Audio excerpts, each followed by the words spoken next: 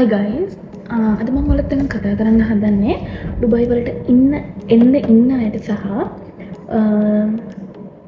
දැනටමත් ඩුබයි වල ඉන්න රස්සාවක් නැති අයට වැදගත් වෙන දෙයක්. ඉතින් මෙහෙමයි මම නම් ආවේ ඇත්තටම ඒජන්සියක් හරහා ඩිරෙක්ට්ලි මෙහි ජොබ් එකකට.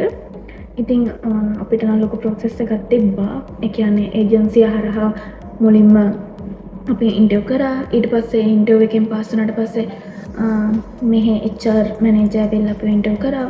ඒකෙනුත් පාස් වුණාට පස්සේ අපිට ඔන්ලයින් එක්සෑම් එකක් තිබ්බා. ඊට පස්සේ ඒ එක්සෑම් එකෙනුත් පාස් වුණාට පස්සේ තමයි අපිව සිලෙක්ට් කරගත්තේ. ඊට පස්සේ අපි මෙහෙට ඇවිල්ලා දවස් 15ක ට්‍රේනින් එකක් අපිට දුන්නා. ඒ ට්‍රේනින් එකෙන් පස්සේ අපිට පේපර් එකක් හම්බුණා. ඒ පේපර් එකෙන් අපි පේපර් එක කරලා ඒකෙන් අපි පාස් වුණොත් අපිව පර්මනන්ට්ලි වැඩට දැම්මා. ඒ කියන්නේ ඒකත් මාස 6ක් ට්‍රේනින් විදිහට තමයි දාලා තියෙන්නේ.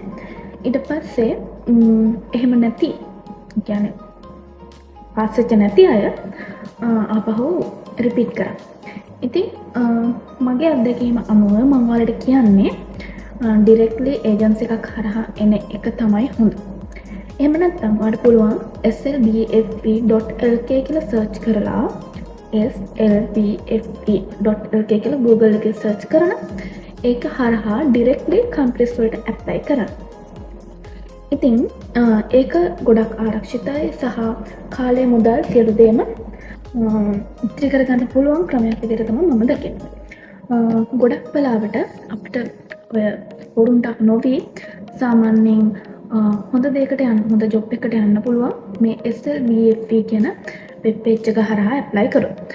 ඉතින් මේ SLBFE එකට දාන්නෙම රජය අනුමත කරපු ජොබ් වේකන්සිස් ඒ අනුමත වෙච්ච කන්ට්‍රීස් වල ජොබ් වේකන්සිස් වගේ දේවල්.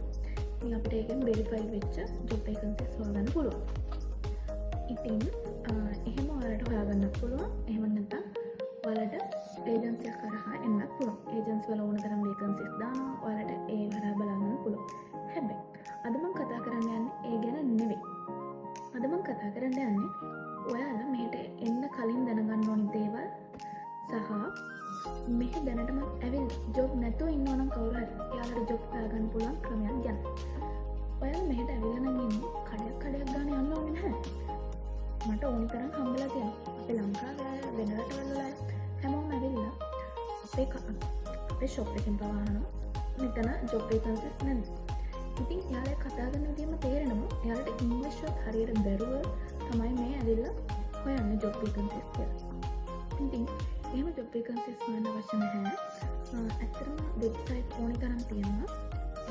මොබයිල් ෆෝන් එකේ තියෙනවා. ඉතින් ඔයාලට පුළුවන් සර්ච් කරන්න ඩුබයි ජොබ් මාකට් එකේ ජොබ් වේකන්සිස් මොනවද තියෙන්නේ කියලා.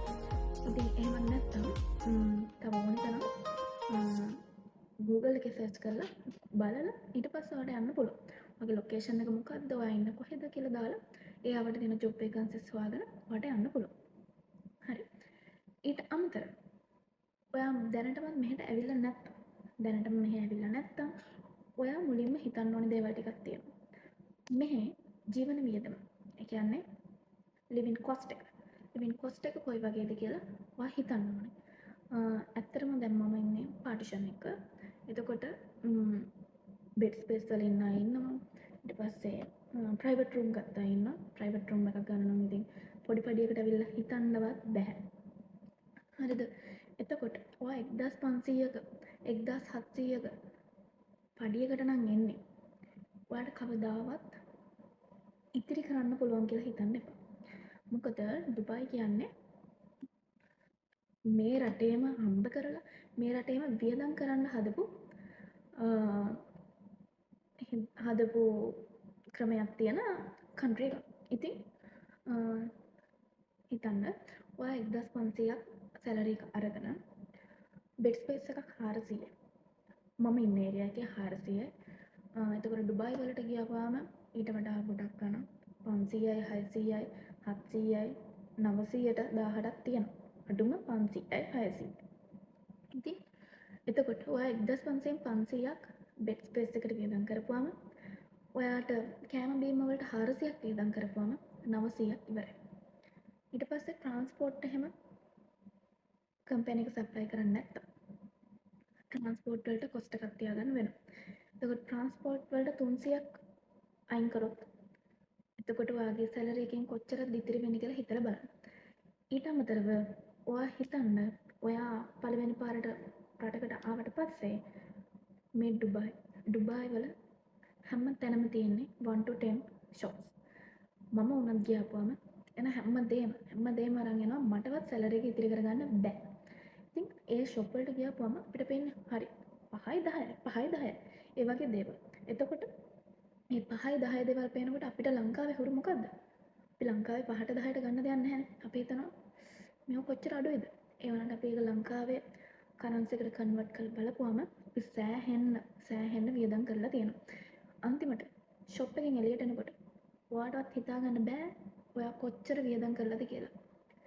ඒක ඔයාටම තේරෙයි ෂොප් එකට ඇවිල්ලා බලවුවට පස්සේ. මොකද පොඩි දේවල් ගන්නවා. අන්තිමට අපේ සෑහෙන්න සල්ලියක් වියදම් වෙලා තියෙනවා මේ එක ෂොප් එකක් ඇතුලේ කැරකිලා. හරි. ඉතින් ඒ හින්දා 1500 වගේ පොඩි පඩි වලට එන්න හිතන්නවත් එපා. එතකොට ඔයා ඩුබායි වලට එනකොට දැන් මම ඩුබායි වලට ඇවිල්ලා ආපු ගමන් අපේ කම්පැනි එකෙන් ඇහුවා ඔයාලගෙන් කීයක් ගත්තද එන්න. ඉතින් අපි යම්කිසි ඒ ගත්ත මුදල කිව්වා. එතකොට ඒ කට්ටිය අහනවා මොකක්? එහෙම අහනවා. ඇයි එච්චර ගත්තේ? මොකද කම්පැනි එකෙන් හැමදේම සප්ලයි කරලා. ඒ හින්දා තමයි මම ඔයාලට කිව්වේ ඔයාලා හොඳම ක්‍රමය SLBF එක හරහා යන එක. ඉතින් එයාලා අපෙන් ඒ අදාළ ඒජන්සි විස්තර හැමදේම ගන්නවා. ආවට පස්සේ ඒ වගේම ඔයා දැනගන්න ඕනේ මෙහි ඩුබායි වලට ඇවිල්ලා තියෙන නීති. මෙහෙ ගෑනු ළමයෙක්ට රෑ 3ට පාන්දර 3ට පාන්දර 1ට 2ට 3ට ඕනි වෙලාවක තනියම යන්න පුළුවන්. මම වැඩ ඇරලා සාමාන්‍යයෙන් යන්නේ පාන්දර 1ට 2ට 3ට වගේ ඒ වගේ වෙලාවට. ඔයාලා හිතනවද කිසිම කෙනෙක් ඔළුව උස්සලාවත් බලන්නේ නැහැ. ඒකට අපිට ඕනි තරම් දුර තනියම යන්න පුළුවන්. මොකද මෙහි තියෙන නීතිය ගොඩාක් තදයි. ඉතින් ඔය ලංකාවේ ඔය ගෑනු ළමයින්ට එක එක ඒවා කිය දඟලන අයට මෙහෙ ඇවිල්ලා නම් ඒව කරන්න හම්බෙන්නේ නැහැ. එහෙම කරලා ඔයාට කම්ප්ලේන්ට් කරොත් කවුරු හරි කියන්නේ ඔයා සමාජ මාධ්‍ය හරහා මේව කරලා හරි කම්ප්ලේන්ට් කරොත් ඔය ඉවරයි. ඉතින් මන් දන්න තරමින් මෙහෙ එහෙම හැමෝම නීති වලට බයයි මෙහෙ ඇවිල්ලා. මොකද නීති ගොඩක් තදයි. ඒ වගේම ඔයා කම්පැනි එකකට රස්සාවක් හොයාගෙන ආවා. හරි. ඔයා හිතන්න ඔයා සල්ලි වෙදන් කළා ජොබ් එකට ආවා. හරි. ඔයා ලක්ෂ 10ක් 15ක් වෙදන් කරලා ආවත් වැඩක් නැහැ. ඔයා යම්කිසි කාලපරාසයක් ඇතුළත ඒ කාලපරාසය හරියටම මම දන්නේ නැහැ. ඒක කොහොමද තීරණය වෙන්නේ කියලාත් මම දන්නේ නැහැ. හැබැයි ඔයා වෝනින් ලෙටර්ස් දෙකක් අරගෙන තුන්වෙනි පාරටත් වෝනින් ලෙටර් එකක් ගත්තට පස්සේ ඔයාව කම්පැනිෙන් පස් කරලා දානවා. ඒක මේ හැම කම්පැනි එකටම පොදුයි. ඉතින් ඔයා කම්පැනි එකේ ඕනිම නීතියක් කඩලා මොකක් හරි ප්‍රශ්නයක් ඇති කරනවා නම් කම්පැනියට හානි වන දෙයක් සිද්ධ කරනවා නම් කම්පැනියට සම්පූර්ණ අයිතිය තියෙනවා ඔයාට ඔයාව අයින් කරන්න. ඉතින් ඒ හැමදේම දැනගන්න ඩුබායි එන්න. ඉතින් ඔයාලට ඒක තමයි කියන්න තියෙන්නේ.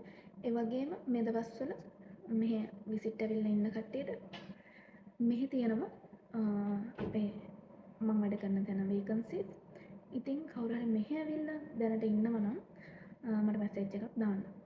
ඉතින් අදට එච්චරයි. මට තව ගොඩක් දේවල් කියන්න තියෙනවා. මම ඒ ටික හෙමින් වීඩියෝස් වලින් දාන්නම්. මොකද මම ඉන්නේ පාටිෂන් එක අනිත් අයට කරදරයි. ඒ නිසා